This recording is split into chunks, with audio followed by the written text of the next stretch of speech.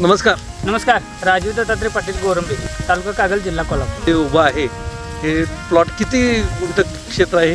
हे 45 गुंठ क्षेत्र आहे. बरं हे गेल्या वर्षी 21/11/2024 तुटले. बरं आता म्हणजे याला 1 वर्ष पूर्ण झाले. बरं 13 महिने झाले. बरं मग आता एक खोडवा पीक आहे. हा खोडवा पीक आहे. बरं मग लागणीसाठी या 45 गुंठे क्षेत्रात किती टन ऊस झाला होता? लागणीसाठी 63 टन झाला होता. 63 टन ऊस झाला होता. बरं मग या प्लॉटसाठी तुम्ही वेगळं नियोजन खताचं काय केलं?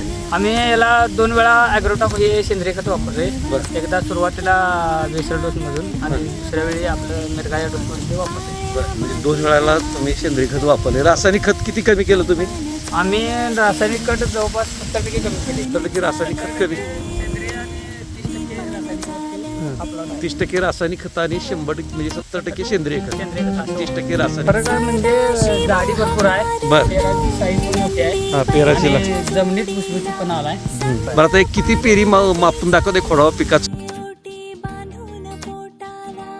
25 ते 27 पेरीवर आता ऊस आहे. मग किती वर्ष वापरताय तुम्ही हे सेंद्रिय खत? आम्ही आता हे 3रं वर्ष वापरतो. 3रं वर्ष वापरताय. मग या सेंद्रिय खत वापरून तुम्ही पूर्ण समाधानी आहात का? हो, समाधान आहे. बरं इतर शेतकऱ्यांना काय सांगू शकताय तुम्ही?